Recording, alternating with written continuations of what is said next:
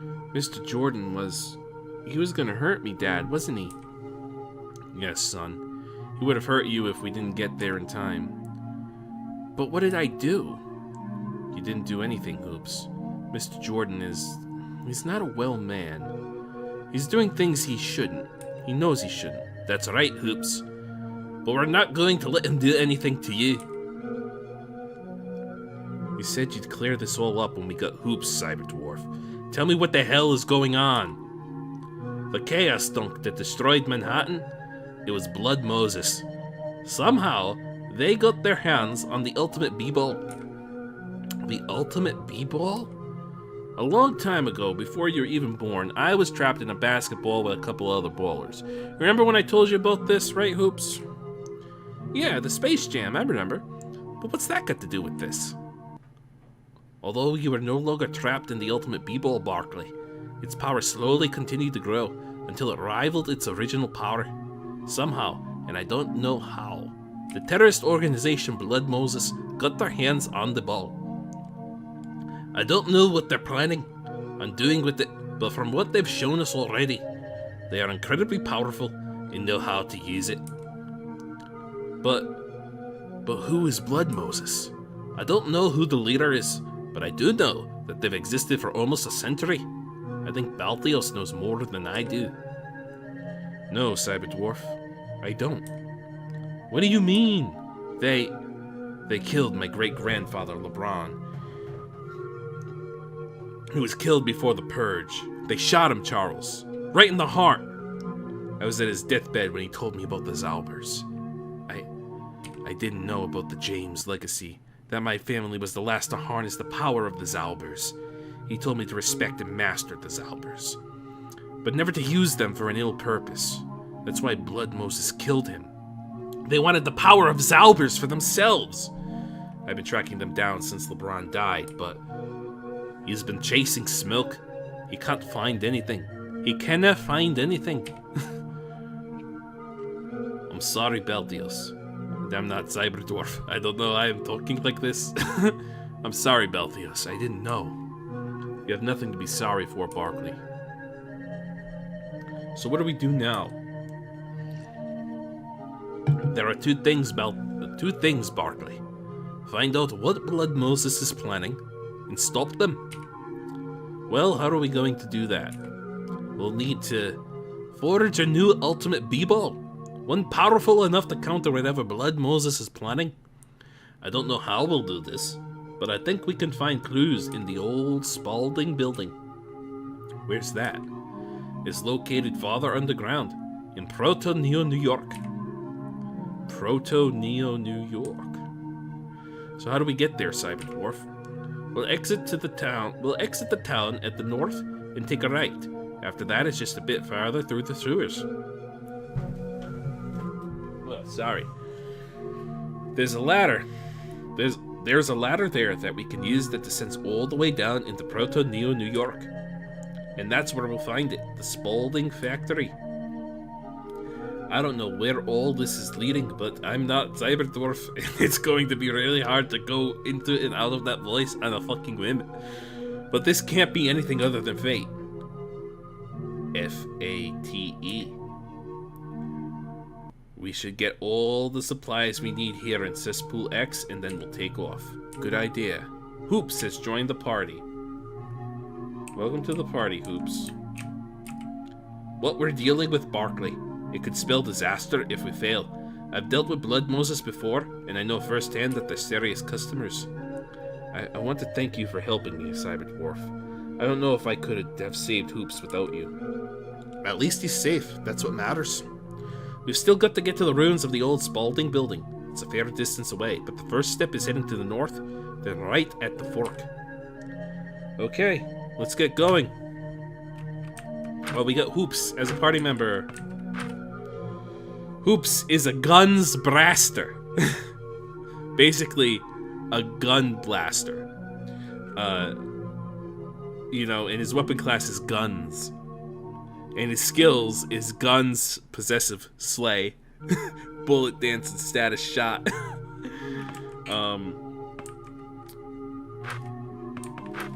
Yeah, we'll go through his his stuff, but he uses a gun. His one right now is a ZX Zaubertech 1. Why Barkley lets his child have a fucking gun? Who knows?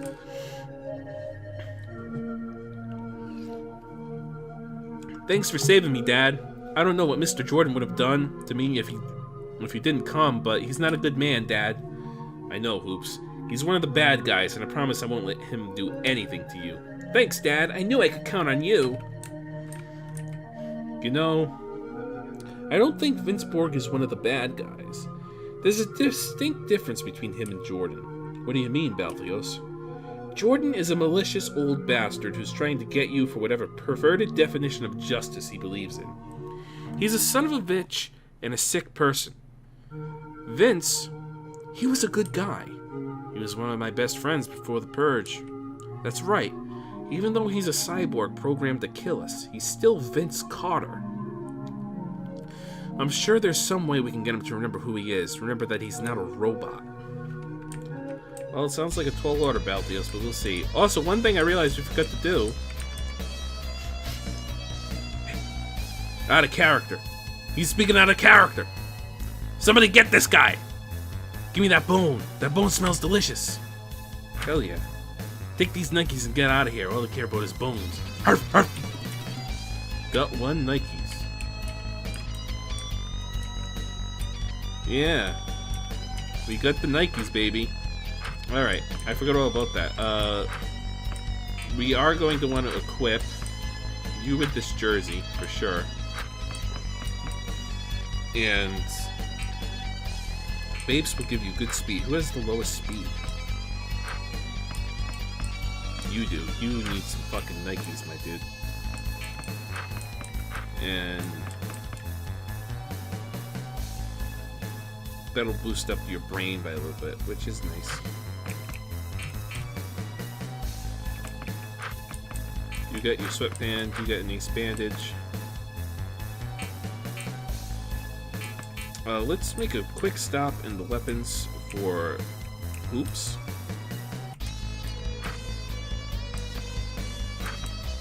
See what we got here. Oh, referee uniform might be nice for both of these guys. We get enough money. And we can also sell some things that we don't need. So we can sell this jersey. We're gonna hold on to that because that's like, what do you call it? Just in case we need to customize our stats or whatever. Get rid of those rags. Get rid of that soccer ball.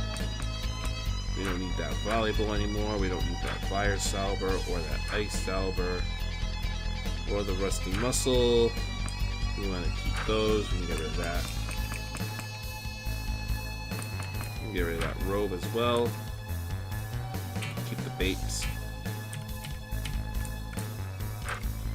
Made us a decent little chunk of money back.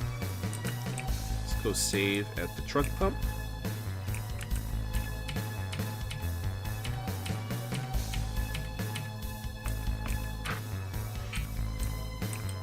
And let's continue on. Barkley, wait!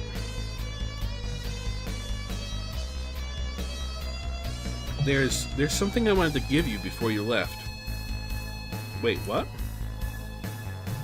Whether you want to admit it or not, Barkley, I know you learned something from us while you were here in Cesspool X. It's been a long time since I had spoken to a Norm, and I forgot how much we had in common. I mean, it is where we all came from. Everyone here was a Norm once. What, do you want to give me a basketball or something? No, Barkley.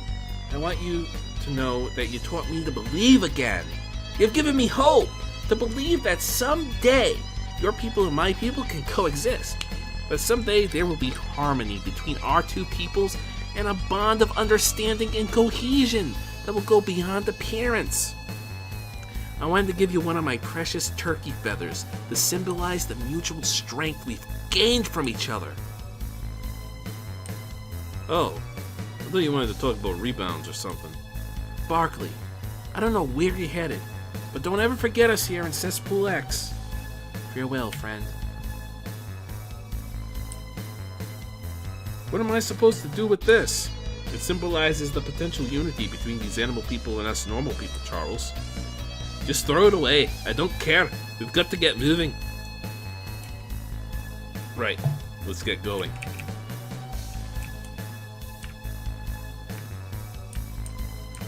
Alright, so we got some sewers to crawl through. But it should go fairly quick.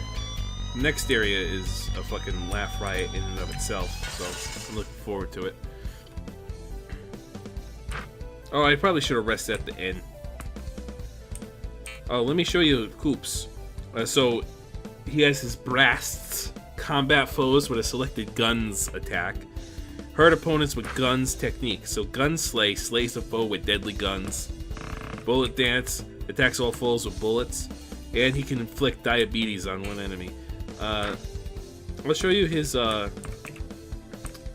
skills here. So, he's got accurate shot, which is hold and release when the aimer lines up with the target. Rapid fire. Repeatedly press fire to shoot. Press left and right to switch targets. And mega shot. Does a lot of damage. Hold and release when the lines meet the charge. Shot will miss on overcharge. Hoops is a little hard to use if you're... Oh, I did not mean to do that. Hoops can be a little hard to use if you're challenged when it comes to timing, like I am sometimes. So we'll see how that goes. But right now I'm going to take out this whistle. Perfect.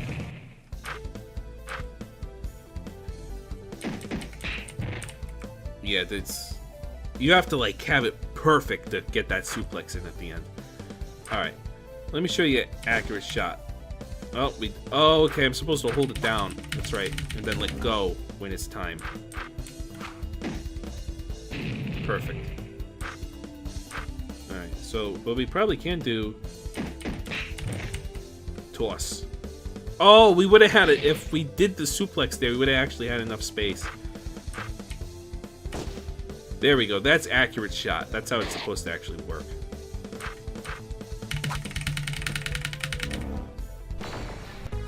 And that's why the Snail's Albert is so good. And we'll probably never replace it. He's probably going to use that for the rest of the game. There's no reason not to. It's like his ultimate weapon, basically. It's his Masamune. Masamune. Rufus, I've heard you've been complaining about... I've heard you've been complaining some about the security situation at the gate. I understand your grievances. As such, I have ordered another shipment of weaponry from Square Enix Goya. Should be in by the weekend. They're quality arms this time, meaning although those rats can be a bit of a nuisance, there should no longer be problems unattributable to human error. Meaning screwing up again, and you'll wake up swirling around at the bottom of the sewer gate, and there'll only be 100 little urchins ready to snap up what was your position. Don't compromise what little faith I still have in you, Allard. This Allard guy sounds like a real son of a bitch. Allard. Who's Allard? Well, we'll find out, so don't worry. I don't think I can check these, right? Yeah, there's not a lot of, like, hidden items in this. It's all pretty much clearly labeled treasure chests. Oh, we did it anyway. We were out of sprint, but we did it anyway. Alright. So let me show you his rapid fire. Is basically that. It's very weak. But, you know, it gets the job done. Hit him with a pass. Alright, that's almost a waste to hit him with that. So, let's go... Oh, okay, so you don't have enough space to put all the punches in there. So here's where rapid fire is actually useful, when you have to, you know, take off a little bit of one and then switch to the other. Perfect. Barkley will do a free throw here. Boom. Wonderful. And now, Cyber Dwarf. Oh, we didn't have the timing right there. Alright, and now this is Mega Shot. But see, if you miss, that comes out. So, but if you do get it on the dot, it does so much fucking damage, it's incredible. So we'll see how that goes. I'm sort of regretting not resting at the end, but we'll see how this goes.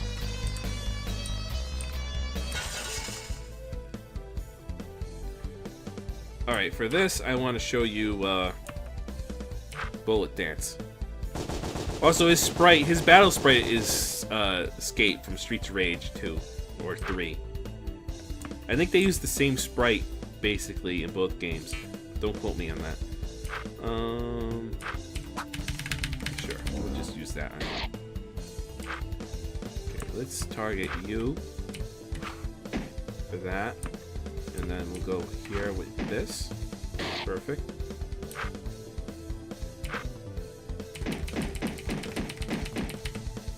Not bad, not bad, not bad.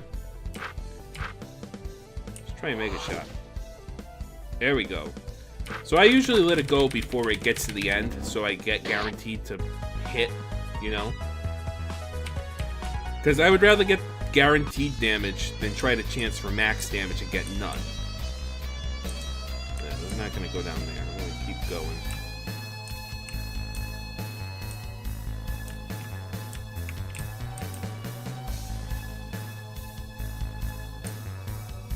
Are we going this way? Yeah, this is where we came in. So let's go up here. Oh, looks like... Oh, we're going to be having a fair fight this time. Alright. Rapid Shot is also good because it takes out pretty much all of these guys in one hit. So, boom. There's a bunch that we don't have to deal with now. I wish Balthios had a multi-target attack, but he does not. But that's alright. Barkley should be able to, theoretically, take out these guys.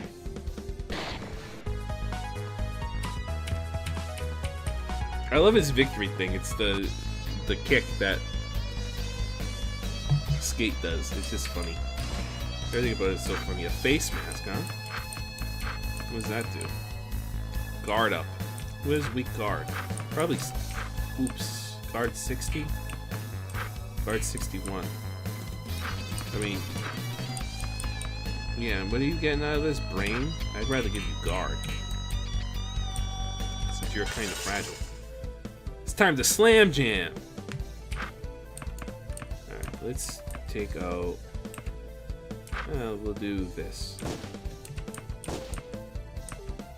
Take him out. And then let's target the whistle. Those last two.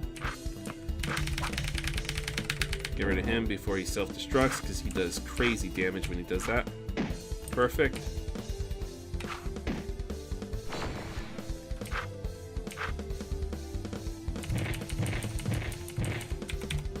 Oh, I should have thrown it a jab or something. Oh, yeah, we got it right on the dot. See how much that did? And that's just with his basic weapon. Alright, that takes care of that. So now we gotta explore some of these ladders. Because I forget where some of them go.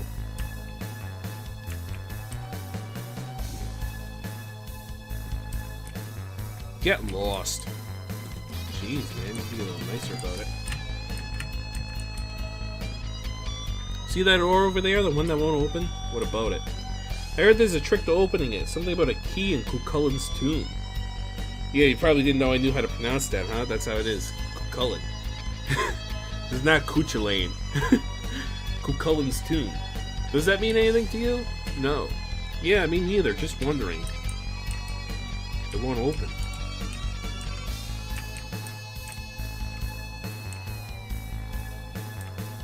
Oh boy. We'll buy a couple items here. Probably a little protein paste. Another B-ball shard, B-ball here.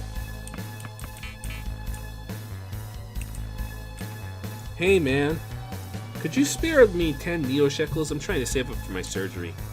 Sure, why not? Alright, here you go. Thanks man. I've been saving up but I wasn't getting anywhere. Pretty soon that tail's gonna be mine. Among the most prominent Japanese composers, although I use the word Japanese superfluously, as even the most well-known American composers are barely competent at best.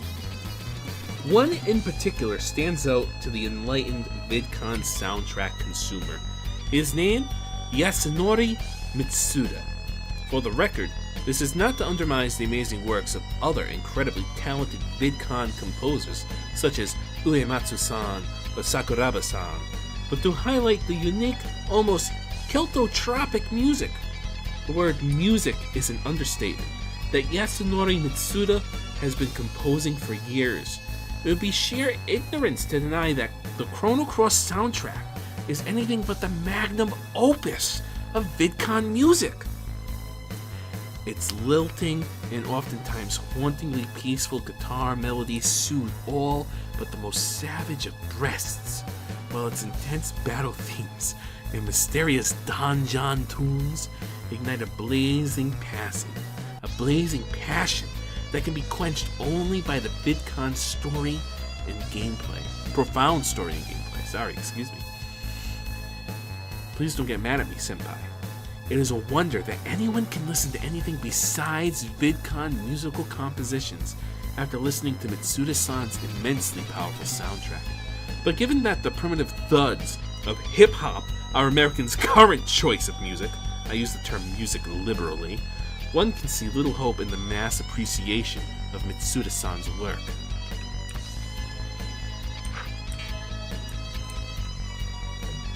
I mean, to be fair, if there was any truck pump that I would agree with, it's probably that one.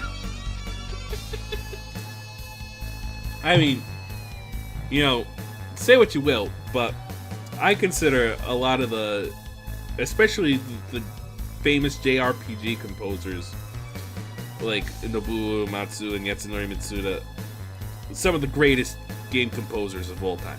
Some of the greatest composers in general of all time. In fact, not to date these videos, but we just had the Summer Olympics in Japan, and I'm not a big Olympics guy at all. I barely watched any of it, but I did happen to tune into the opening ceremony, and I couldn't help but notice the swaths of Chrono Trigger music and Final Fantasy music that made their way into the opening ceremony soundtrack. That was really cool to see. Seeing all like the Olympians marching to Frog's theme, and I was like, I know this song. What? Okay, this part's fun. You see this here? A few months ago, it was a dirty blonde. It was a dirty blonde bowl cut. 3 treatments and 9,000 Neil shekels later, and look at me, the spitting image of Clouts Mitsurugi. The hell are you talking about? Clouts Mitsurugi, aka he who walks with the dead, pilot of the Devil Blade Mark II mecha. He's the protagonist of Hyperborea 12, Hyperborea No Legends. It's only my favorite installment of the greatest vidcon series in existence. I honestly don't know if this is a real game. Frankly, I'm a bit shocked you don't know what I'm talking about. Hey, I played that. Remember that part, right? It's at the...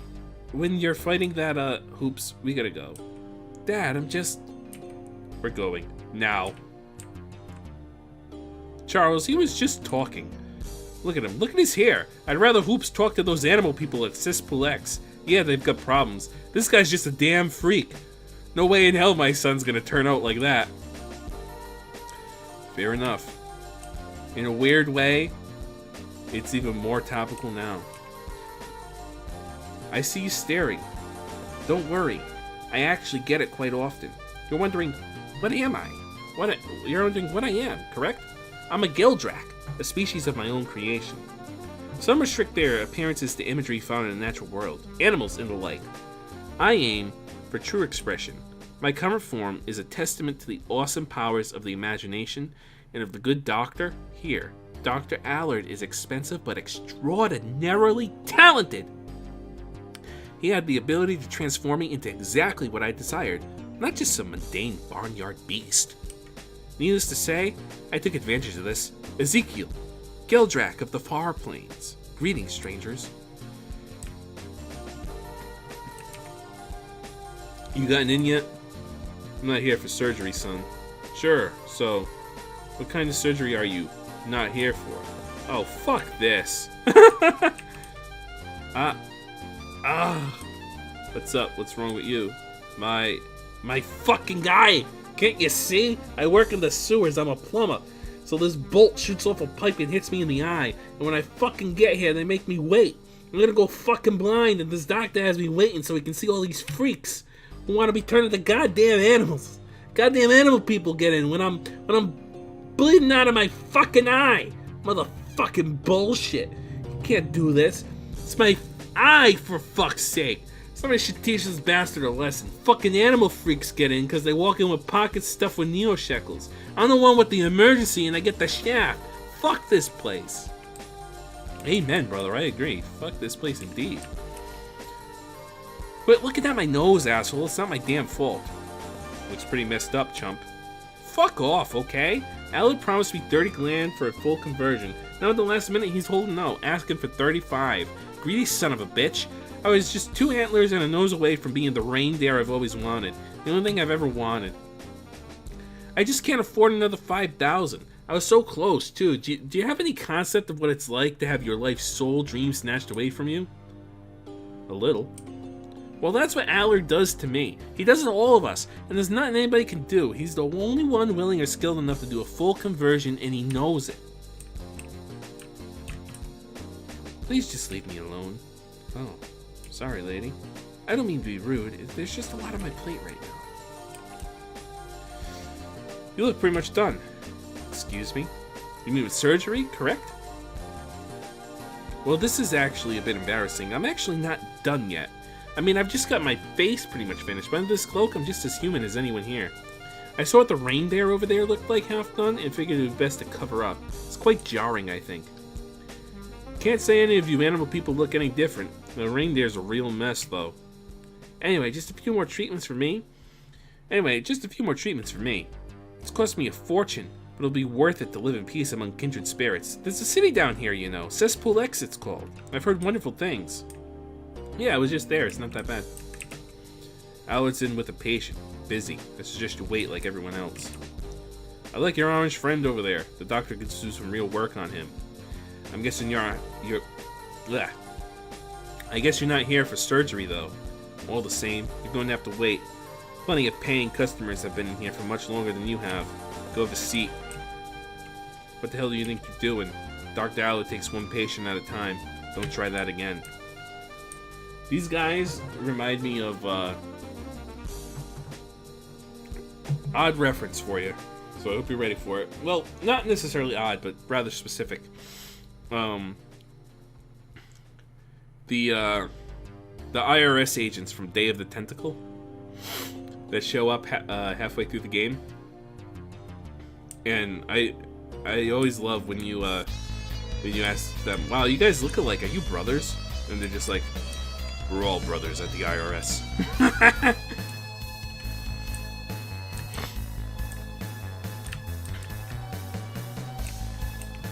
Alright, let's go through the other ladder. We should have went through the other ladder first.